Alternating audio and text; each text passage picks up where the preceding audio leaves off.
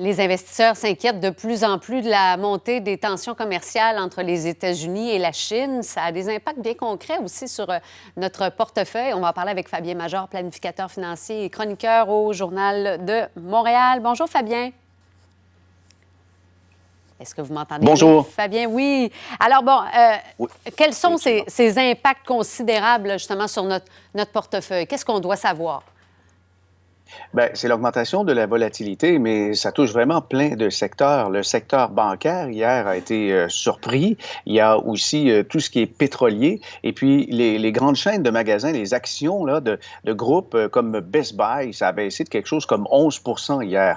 Alors, ceux qui ont des valeurs technologiques ou, en fait, des entreprises qui sont impliquées dans l'importation et l'exportation, on se rend compte qu'avec la Chine, il y a tellement de relations qu'effectivement, ça va toucher et ça touche déjà un peu le portefeuille. Mais cependant, faut pas s'inquiéter, il faut commencer à s'habituer un peu avec le style Trump. Et ce style-là, il se fait à coup de menaces.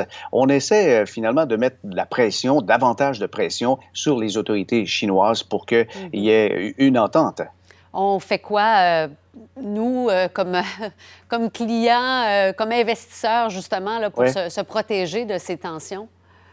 Bien, en fait, c'est la diversification qui est la clé. Et il faut savoir que dans un portefeuille, on ne concentre pas toutes ses billes dans des valeurs technologiques ou au complet dans les valeurs américaines ni dans le canadien. Il faut y avoir plusieurs stratégies et c'est intéressant d'avoir, même si on est audacieux, d'avoir des obligations dans le portefeuille. Peut-être à hauteur de 20 à 30 ou ceux qui sont un peu plus frileux, d'avoir des valeurs obligataires, des revenus fixes qu'on appelle à hauteur de 40 ou même 50 et là, ça va doser. On s'aperçoit que depuis le début de l'année, les valeurs sécuritaires comme les revenus fixes dont je viens de mentionner, bien, ça a monté énormément. Il y a une protection de ce côté-là. Quand on a des éléments dans son portefeuille qui ont une corrélation négative entre elles, c'est-à-dire que ça bouge pas. Quand la bourse baisse, bien, à ce moment-là, ces valeurs peuvent monter.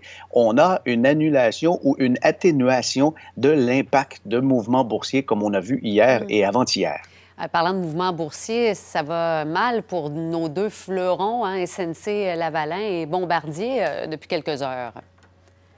Oui, ça va pas très bien, mais il faut comprendre que ce qui impacte le plus les titres boursiers, ben, c'est la réputation, puis il y a aussi la profitabilité. Et dans ces deux cas, on voit qu'il y a des risques de réputation et puis Bombardier qui s'en tire pas très bien au niveau de ses affaires dans le comme on dit, dans le day-to-day, au jour le jour, eh bien, on s'aperçoit que ça a énormément d'impact. Puis quand il y a des tensions commerciales comme ça, aussi, il y a de l'horizon, peut-être de récession, on voit de la récession possible, on s'aperçoit que des valeurs importantes liées au transport aérien, bien, ça pèse aussi sur un titre comme Bombardier. Fabien Major, merci beaucoup d'avoir pris le temps de nous parler aujourd'hui. Merci, bonne Bonne journée. journée.